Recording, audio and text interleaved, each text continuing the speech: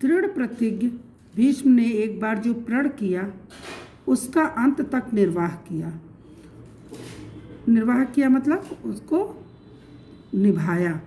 उसकी यह विशेषता थी, यानी कि यह खासियत थी कि वे जो प्रतिज्ञा कर लेते थे उससे हटते नहीं थे। ऐसे अन्य उदाहरण भी उनके जीवन में देखने को मिलते हैं। जब महाभारत युद्ध शुरू हुआ तो भीष्म कौरवों की ओर थे और कृष्ण पांडवों की ओर थे।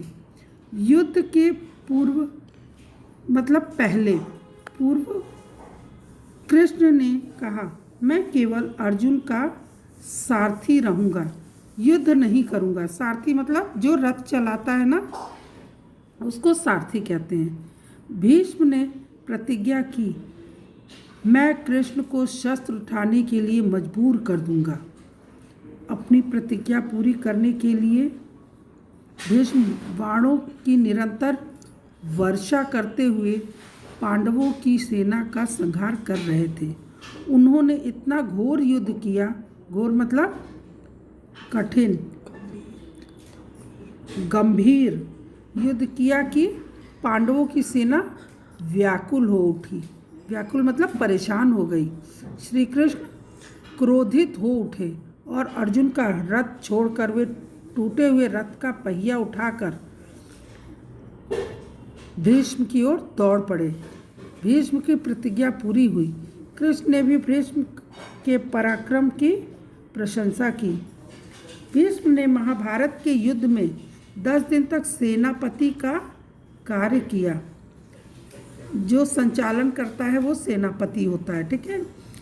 पांडवों में कोई भी योद्धा ऐसा नहीं था, योद्धा मतलब कोई भी लड़ने वाला वीर ऐसा नहीं था जो भीष्म का सामना कर सके।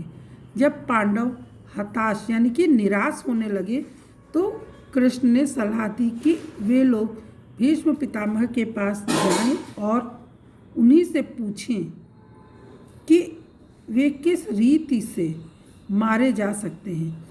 पांडव भीष्म पितामह के डेरे में गए।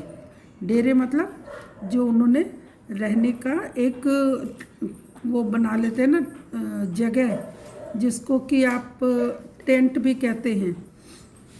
भीष्म ने आदर और स्नेह से उन्हें अपने पास बिठाया और आने का कारण पूछा।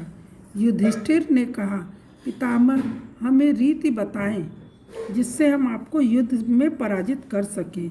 भीष्म ने उदारतापूर्वक कहा, युधिष्ठिर तुम्हारी सेना में शिखंडी नाम का द्रुपद नरेश का शूरवीर बेटा है, मतलब पराक्रमी, बहुत ही ज़्यादा वीर। वह पूर्व जन्म में स्त्री था। स्त्री मतलब औरत। मैं स्त्री रूप रखने वाले मनुष्य पर शस्त्र नहीं चलाऊंगा। यदि शिखंडी को आगे करके अर्जुन मुझ पर बाण चलाए तो निस्संदेह तुम्हारी विजय होगी। अर्जुन ने वैसा ही किया। जब भीष्म रथ से गिरे तो उनके शरीर का रोम रोम बाणों से बिंध चुका था। रोम रोम मतलब कि पूरा शरीर, कहीं कोई जगह बाकी नहीं था। उनका शरीर पृथ्वी मतलब धरती पर नहीं गिरा, बल्कि बाणों पर ही उठा रह गया। भीष्म ने घायल अवस्था में ही, अवस्था मतलब स्थिति, सूर्य के उत्तरायण होने तक अपने प्राण न त्यागने की प्रतिज्ञा की। जब सूर्य उत्तर की तरफ जाता है तो उसको अस्त होने के लिए